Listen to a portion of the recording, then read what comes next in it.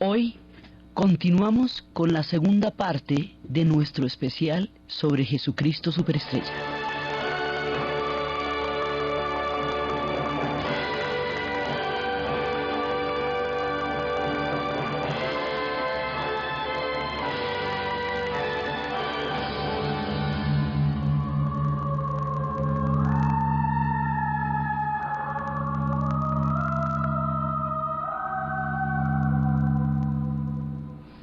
En la primera parte de este especial habíamos contado cómo Jesucristo Superestrella, Jesus Christ Superstar, como es el nombre original, es una obra de ópera, de teatro, es una ópera teatral de Broadway que se compuso en 1970 y fue llevada al cine en 1973 por Norman Jewson, que las letras son de Timmy Rice y Arthur Lloyd Webber. Esta obra, este montaje, es una ópera rock, y habíamos visto cómo se hizo durante el tiempo de la gran revolución cultural de los años 60 y comienzos de los años 70 en Estados Unidos y en Inglaterra.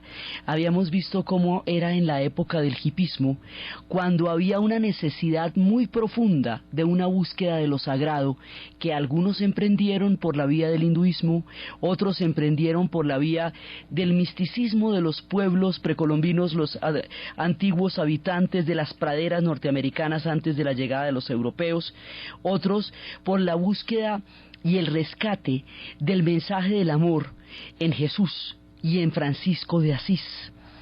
Aquellos que eran los llamados los niños de Jesús, los Jesus Freaks, y que eran también los niños de las flores, era en la época en que se estaba haciendo un gran movimiento para parar la guerra del Vietnam, que una gran cantidad de grupos de diferentes épocas, los movimientos por los derechos civiles, las reivindicaciones de los pueblos indios, de los pueblos mexicanos, las reivindicaciones de las mujeres, de los estudiantes, toda una cantidad de partes de la sociedad que querían unas condiciones de vida más democráticas, más amplias, más espirituales, más profundas, se unen en tanto un objetivo común, que es parar la guerra del Vietnam.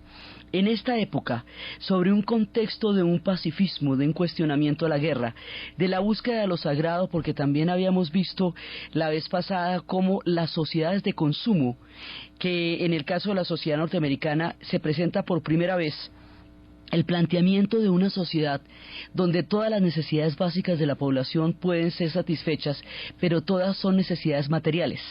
Entonces hay una generación que tiene acceso a todos los bienes, pero solamente a eso. Todo lo que lo rodea son cosas, son objetos que se pueden comprar, que se pueden conectar. Esta generación se pregunta por lo sagrado, se pregunta por lo trascendente, porque considera que el consumo no es suficiente para justificar toda la existencia humana, no responde al espíritu, no le dice nada al alma.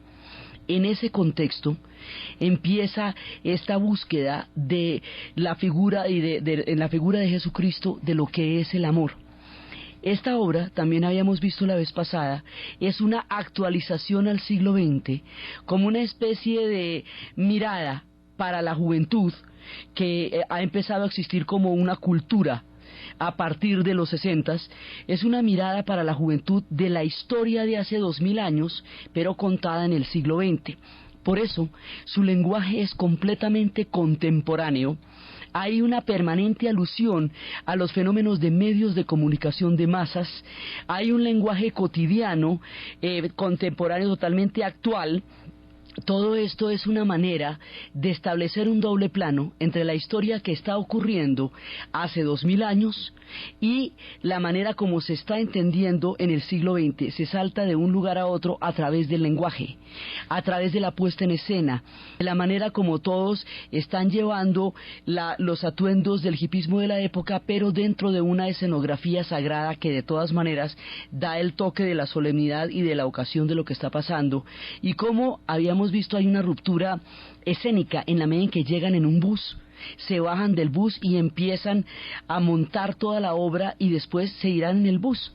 Entonces, dentro de este espacio de lo escénico, de lo artístico, del musical, porque son los mismos que habían hecho El violinista en el tejado, dentro del rock, porque es el género en el cual se expresó el movimiento de la contracultura de los años 60 y 70 y en el cual terminó expresándose el siglo XX, dentro de esto se da toda la representación lírica de esta visión contemporánea de Jesucristo. Entonces habíamos visto toda la primera parte, que es la relación de él con sus discípulos, la relación de él con Magdalena, el papel de Judas, que en esta obra es un papel protagónico, es un hilo conductor y es un personaje que permanentemente está cuestionando todo lo que Jesús hace y dice. Y habíamos visto hasta el punto en que Pilatos tiene el sueño de un hombre que lo inquieta, de un hombre cuya mirada nunca ha visto antes, un hombre que la multitud al principio adora y luego parece voltearse en contra de él, y que lo van a entregar y que por alguna razón su nombre ha sido mencionado como si él tuviera la culpa. Quedamos en ese sueño de Pilatos después de que se han establecido todas las diferentes relaciones con sus fieles, con los apóstoles, con Magdalena, con Judas, después de que se ha tomado la decisión, el Sanedrín ha tomado la decisión desde el punto de vista político de eliminar la figura de Jesús como un problema político, que es como digamos, muchas veces lo plantean en esta puesta en escena. Entonces, después de esta musicalidad a través de la cual se ha transmitido todo esto, viene la escena del templo. El templo es muy importante porque el templo es el lugar más sagrado del pueblo judío. Ellos tuvieron un primer templo que fue destruido por los babilonios cuando empezó un gran éxodo, y el segundo templo, que en el momento del relato hace 2000 años era donde se reunían siempre para la época de la Pascua y se reunían en todos los momentos sagrados. Ese templo será destruido en el año 70 después de Cristo por Tito Livio, será destruido por los romanos cuando el pueblo de Israel en la gran rebelión pierda ya definitivamente la batalla contra Roma, sean finalmente expulsados y empiece la diáspora. De lo que queda de ese templo es lo que hoy vemos en el Muro de las Lamentaciones, ese gran muro que se ve en Jerusalén. Ese muro es lo que quedó del templo que había sido el lugar sagrado del pueblo judío. En ese templo es donde Jesús se va a encontrar con los mercaderes que han desvirtuado por completo el sentido sagrado de ese templo.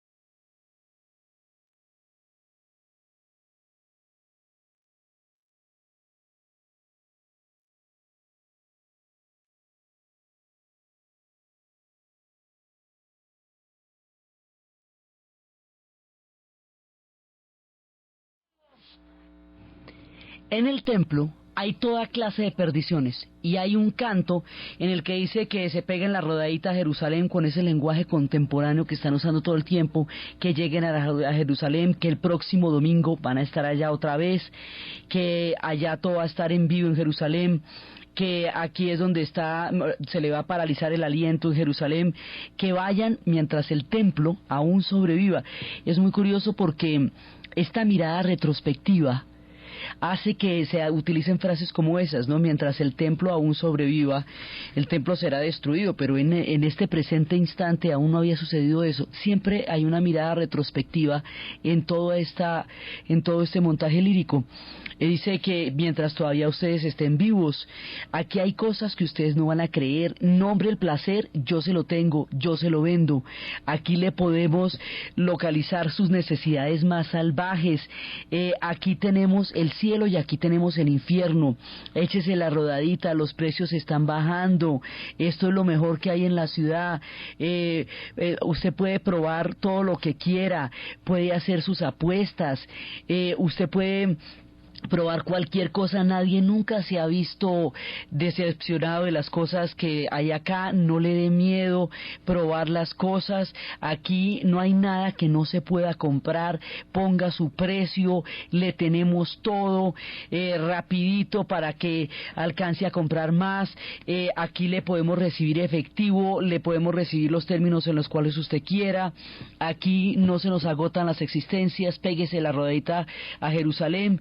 Aquí vamos a estar los domingos. Bueno, es toda una propaganda. Y en ese momento es cuando entra Jesús a esta escena que es completamente clásica y contemporánea a la vez, porque es un templo, pues es el templo de esa época, pero es el planteamiento de los mercados modernos y de los mercados de siempre, donde todo el mundo está tratando de vender todas las cosas, desde las más necesarias hasta las más terribles, se pueden encontrar allá. Entonces Jesús entra, rompe los espejos y grita que su templo debe ser un lugar de oración, y ustedes lo han convertido en una cueva de ladrones y los arroja del templo, como va ocurriendo en el relato, y lo hace manifestándose profundamente herido por la manera como se ha profanado a través del mercado de un lugar sagrado, y reflexiona: mi tiempo ya casi se acaba. Vamos, todo el tiempo a través del relato él está interiormente ubicándose en qué parte del plan va. Y aquí se da cuenta que ya se vienen los días más duros, ¿no? Mi tiempo ya casi se acaba. Hay un poco que me quede aún por hacer. Después de todo, lo he intentado por 3 años, que parecen 30. Y en ese momento empiezan a aparecer los mendigos. Cuando él está a solas en esa reflexión, empiezan a aparecer los mendigos y empiezan a expresar todas sus falencias y sus dolores. Mira mis ojos, yo casi no puedo ver. Mira cómo me paro, casi no puedo caminar. Yo pienso que tú me puedes completar otra vez. Mira mi lengua, no puedo hablar. Mira mi piel, está llena de sangre. Mira mis piernas, no me sostienen. Yo creo que tú me puedes sanar. Mira mi bolso, soy un hombre muy pobre. Me puedes tocar, me puedes componer, me puedes arreglar, me puedes tocar, me puedes sanar, me puedes curar, me puedes besar, me puedes sanar de nuevo. Mira mis ojos, no puedo ver. Y empiezan miles y miles a aparecer por todas partes, y cada uno con una queja y un dolor terrible, hasta que se siente totalmente sobrecogido, sobrepasado por la dimensión de la tragedia y del dolor humano, y empieza a pedir que lo dejen tranquilo en un momento dado, porque se siente abrumado por el dolor humano. A lo largo de toda la obra, cada vez que Jesús está en una situación límite, en una situación completamente grave, aparece la dulzura de María Magdalena. Es una constante en toda la puesta en escena de esta obra. Ella representa el consuelo, el alivio, la dulzura que lo calma en sus momentos críticos. Y aquí, cuando él se siente sobrepasado por la situación del dolor humano, ella se le aparece, le dice que se calme, que todo va a estar bien, y luego lleva este solo de María Magdalena, que es la máxima representación de la dulzura de ella, que sería clásico dentro de toda la historia de la época porque era la voz de Yvonne Elliman en un conmovedor, pero absolutamente conmovedor testimonio de amor, de fraternidad, de adoración, de duda, de todo lo que ella siente al lado del tiempo que ha pasado junto a Jesús. Try not to get worried, try not to turn on to problems that upset you. Well, don't you know everything's alright? Yes, everything's fine. Close your eyes and forget all about us tonight.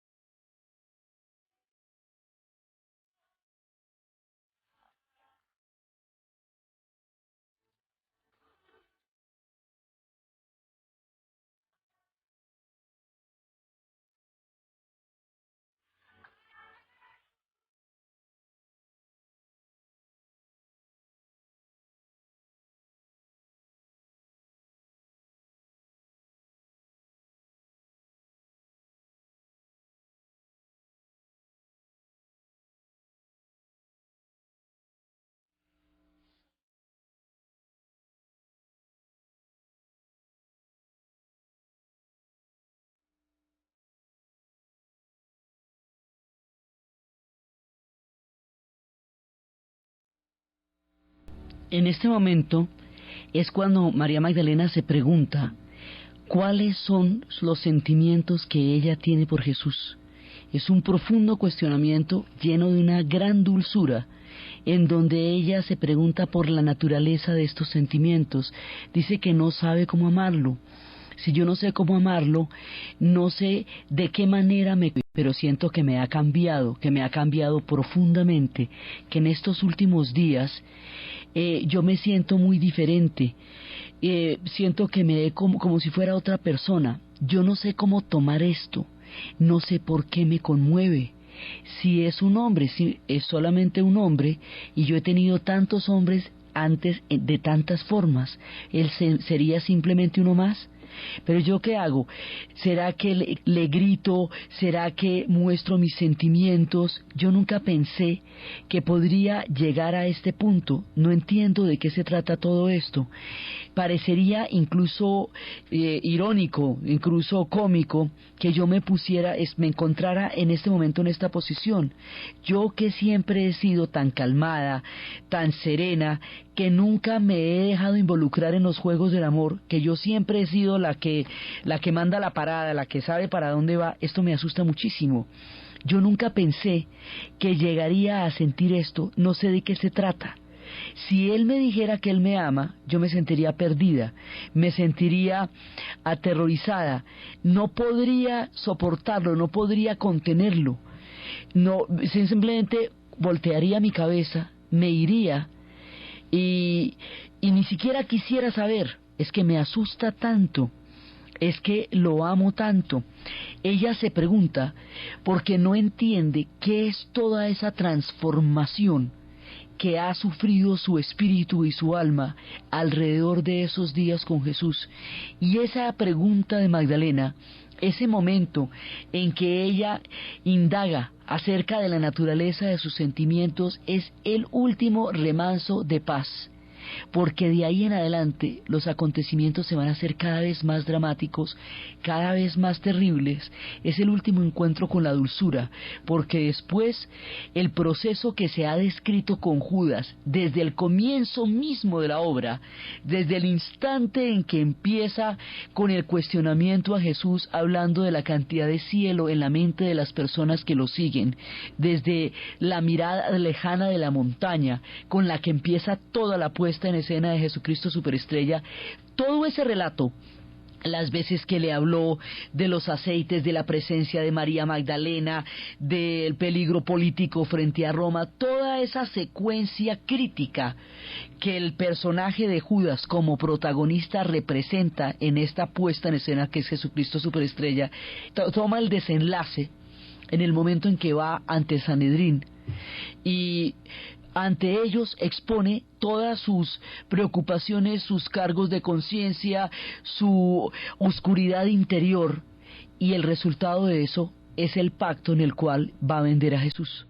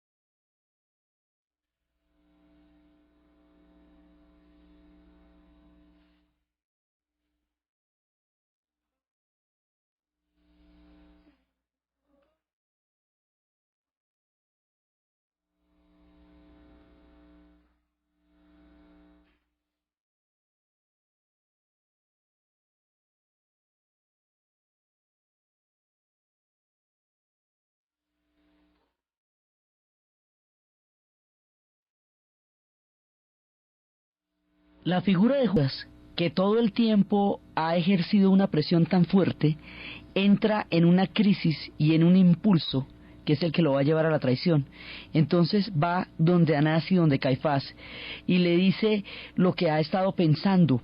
Dice que el que quiere que ellos vean su punto de vista, que estas cosas tan sórdidas a él le cuestan mucho trabajo, que le ha tomado mucho tiempo pensar, tratar de entender qué es lo que quiere hacer, que ha sopesado la situación, que él no vaya por su propia voluntad y que no vaya esperando ningún tipo de recompensa personal.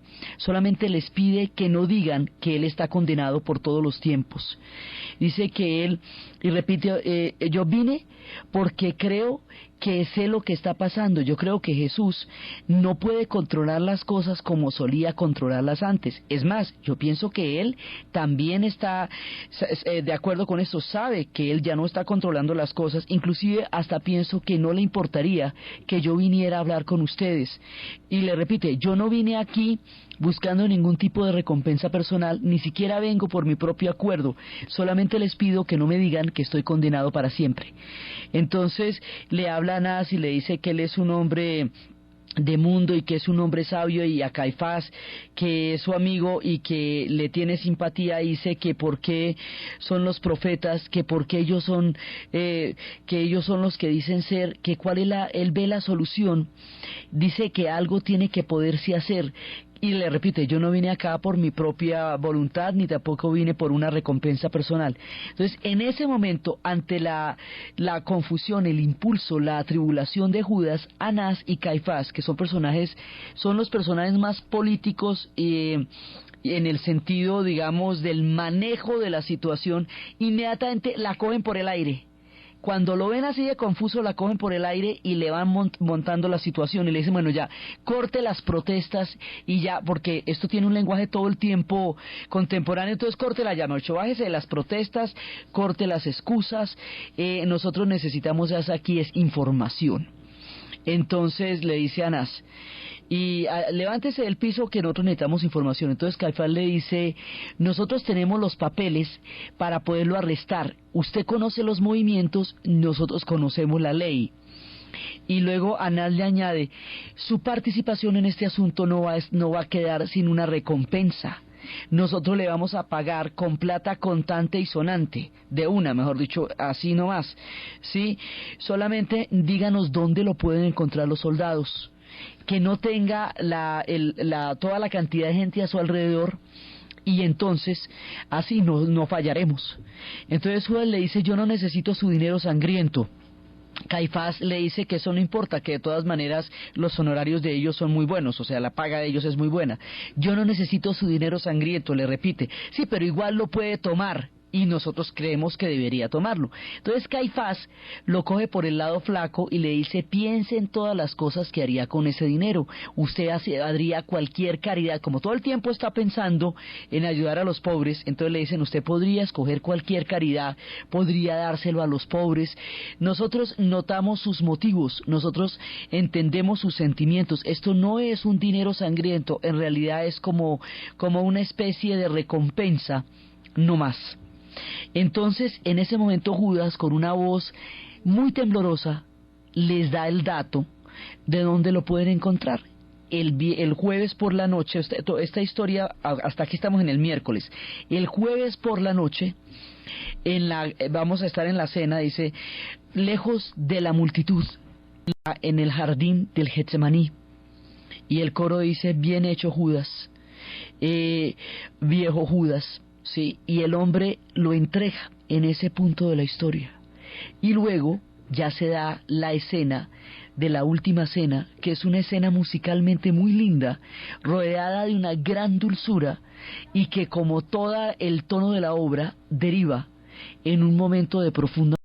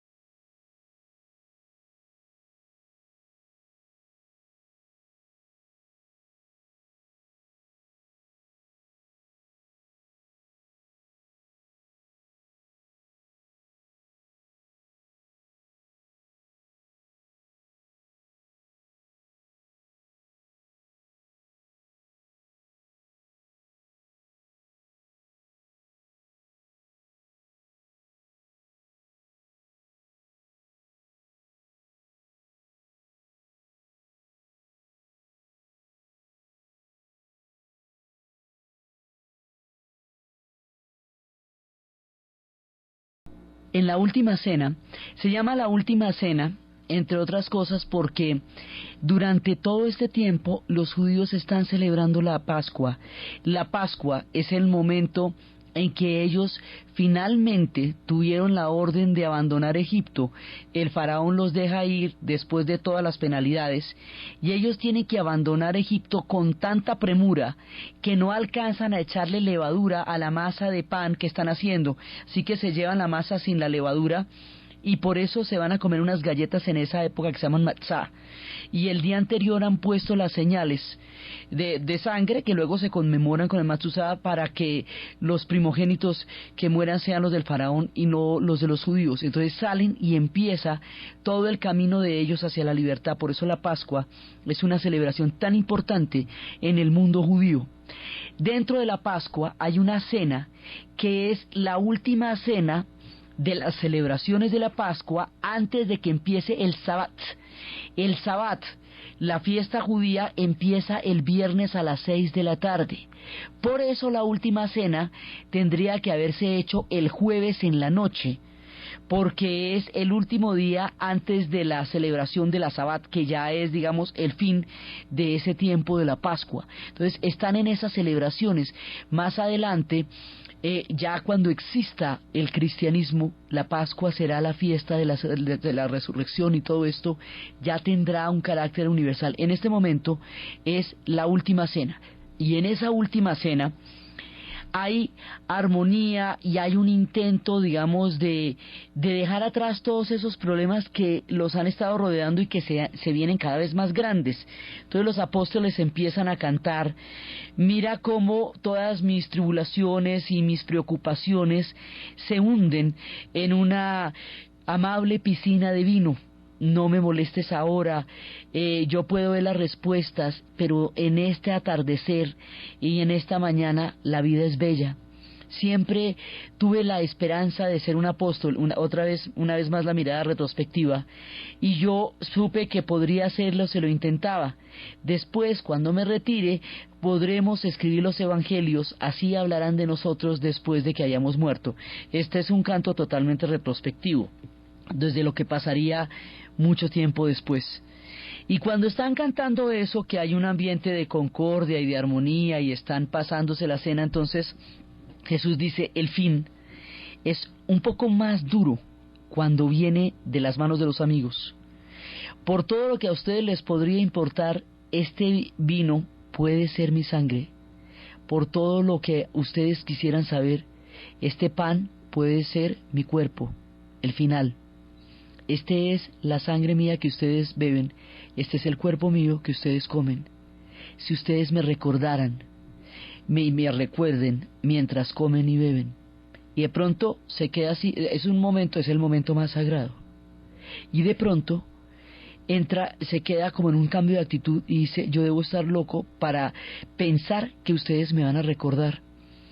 Sí, debo estar loco, porque si yo miro sus rostros, a veces me parece que mi nombre no va a significar nada, que 10 minutos después yo estaré muerto. Uno de ustedes me va a negar y uno de ustedes me va a traicionar. Entonces los apóstoles gritan que no, que quién, que imposible. Entonces Jesús le dice: Pedro, tú me vas a negar en unas pocas horas. Me vas a negar 3 veces, pero eso no es todo lo que veo. Yo veo también que una de las personas que está cenando aquí, uno de mis 12 escogidos, será el que me va a traicionar. Entonces en ese momento el personaje de Judas, que tiene un papel tan importante aquí, lleva la confrontación a un nivel máximo y le dice: corte el drama, usted sabe perfectamente quién es.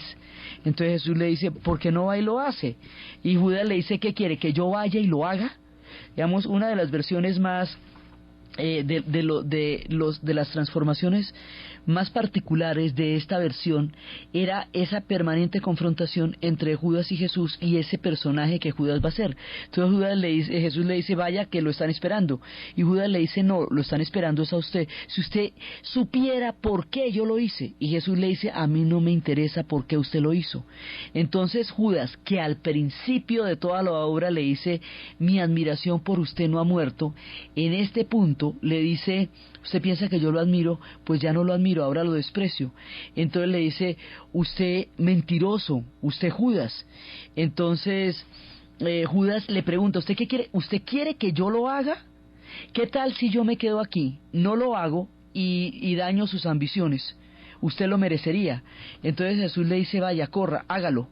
Vaya tonto, vaya, haga lo que usted va a hacer y ahórrese los discursos que yo no quiero saber. Todos los apóstoles inmediatamente tratan de calmarla y vuelven y repiten, miren a todas mis tribulaciones y mis problemas, hundiéndose en una dulce piscina de vino. ¿Qué hay en este pan que ha llegado hasta la cabeza? En esta mañana y en este atardecer la vida es hermosa. Siempre esperé ser un apóstol, que pensé que lo lograría si lo intentaba.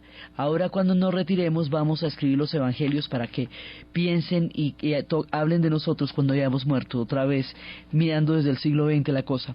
Judas de nuevo al ataque, porque en ningún momento va a bajar la guardia en su confrontación y le dice, usted, hombre triste y patético, mire a dónde nos trajo. Todos nuestros ideales se mueren a nuestro alrededor por usted. Pero lo más triste de todo es que me haya tocado entregarlo como un criminal común, como un animal herido, como un mandarín desfallecido. Eso es lo que me parece más triste. Entonces Judas le dice, váyase que lo están esperando. Y en ese momento Jesús le contesta que lo están esperando. Judas le dice, no, lo están esperando a usted. Y Judas le dice un verso que después va a ser central en la interpretación de por qué se llama Jesucristo Superestrella. Le dice, mire, yo cada vez que lo veo no puedo entender.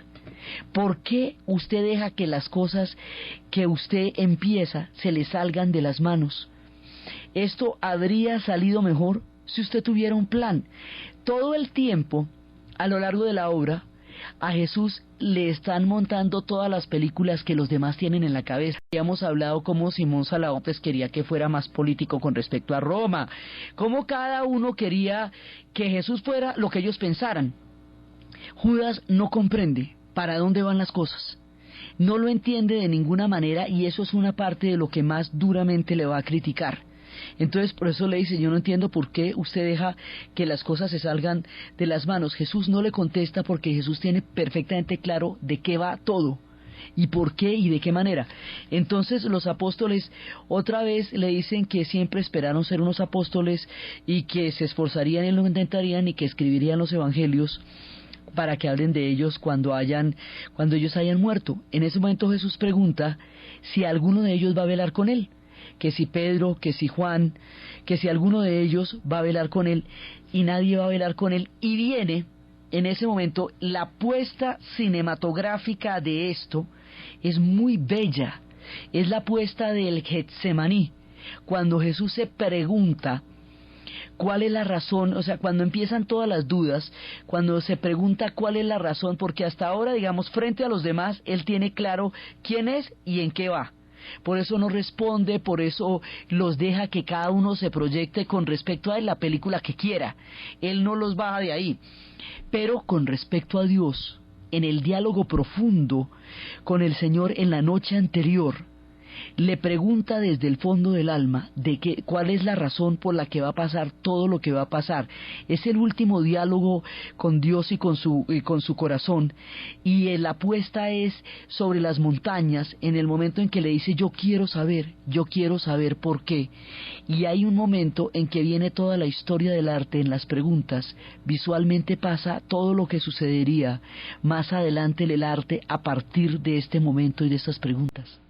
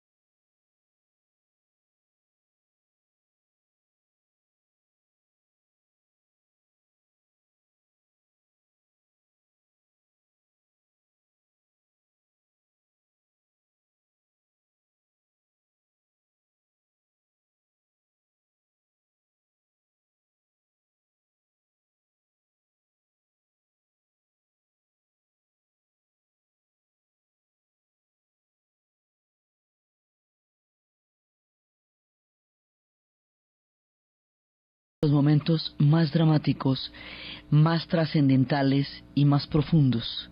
Jesús pregunta, yo solo quiero saber si hay alguna manera de apartar de mí este cáliz, porque yo no quiero probar su veneno, siento que me quema. Yo he cambiado, ya no estoy tan seguro como cuando empezamos. Al principio estaba inspirado, ahora me siento triste y cansado. Escúchame, seguramente yo he excedido las esperanzas, las expectativas.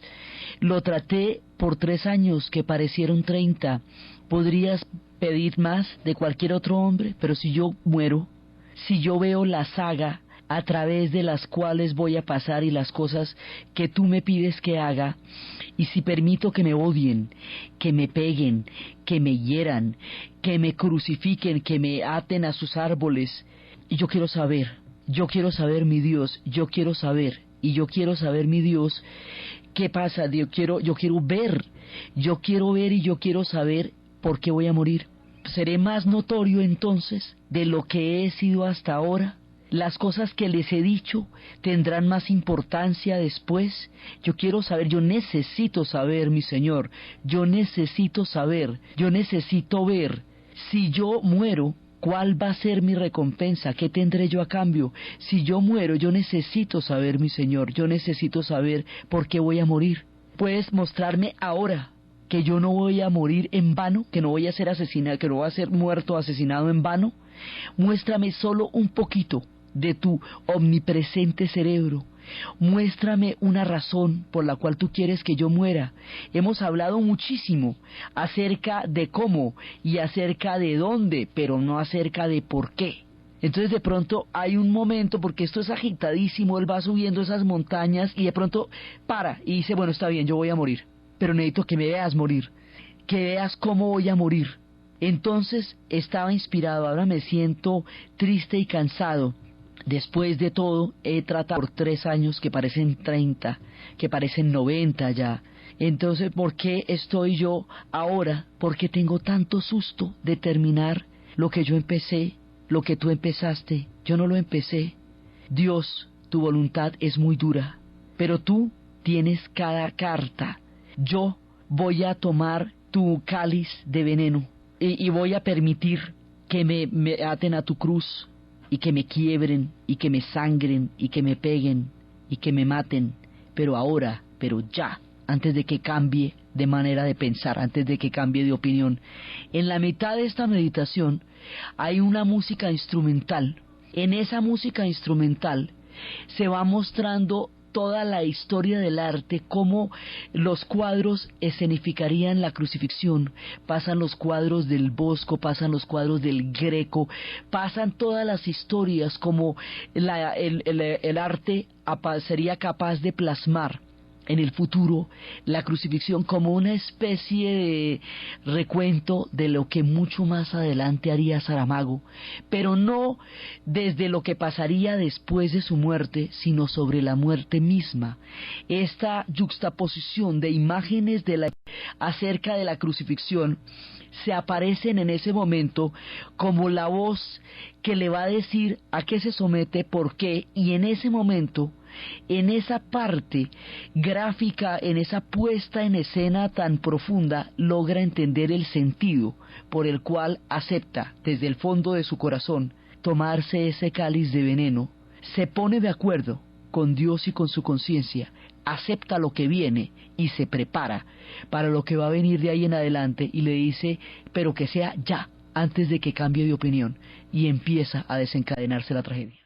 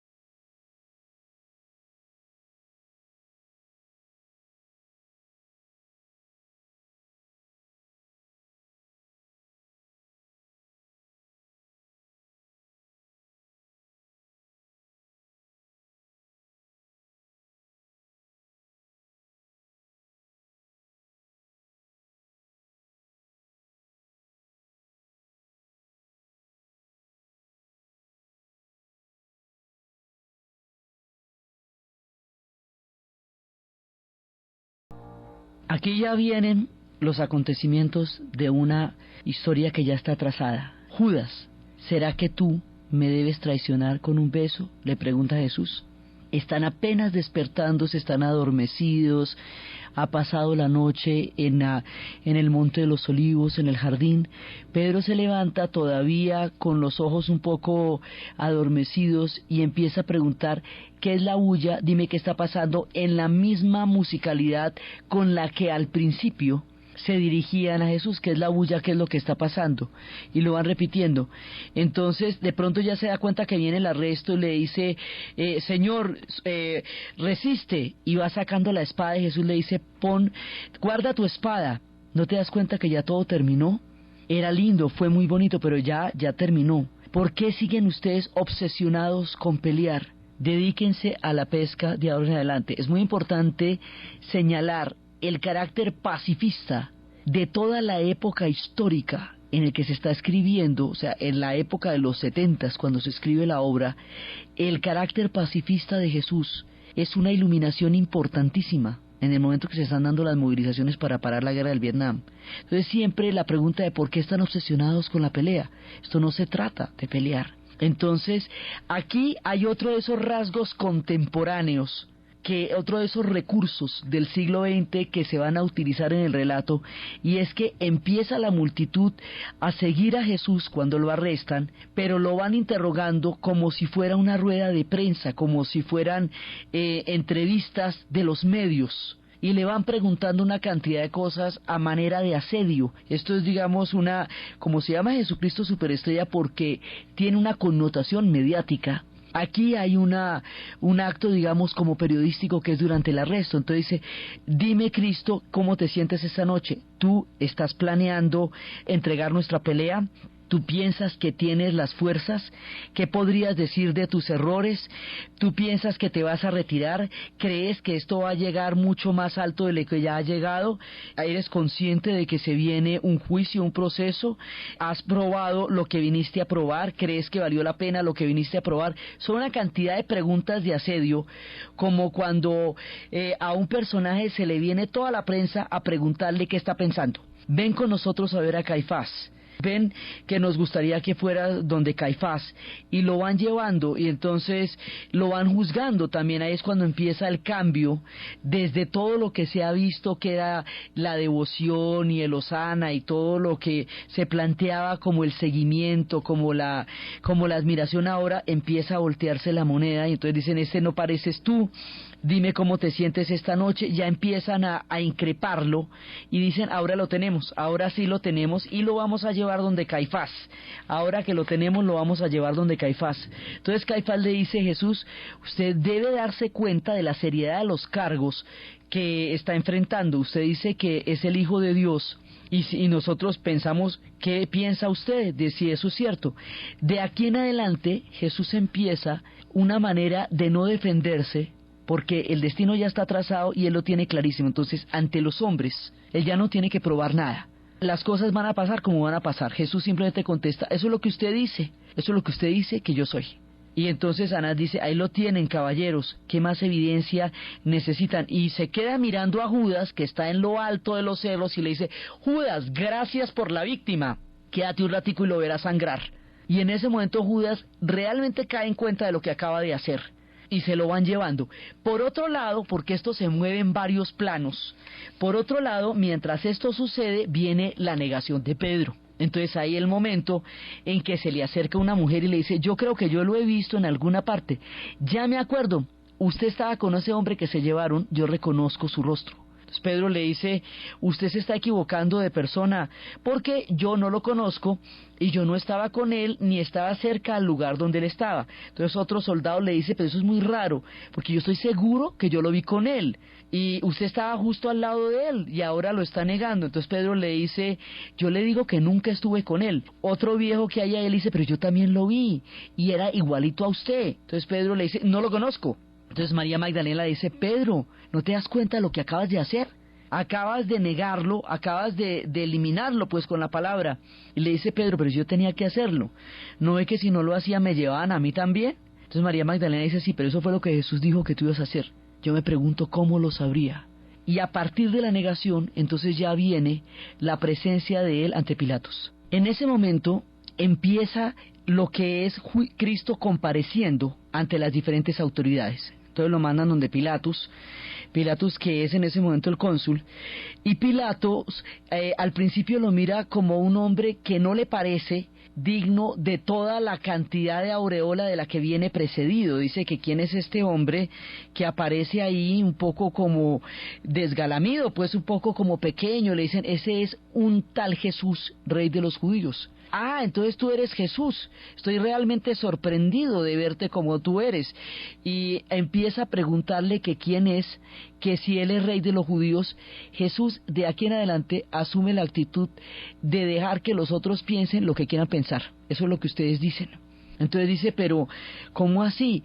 No, ¿cómo me vas a contestar eso? Entonces le dice, mira, si tú vienes de Galilea, entonces no me correspondes a mí. Eres el caso de Herodes, eres de la raza de Herodes.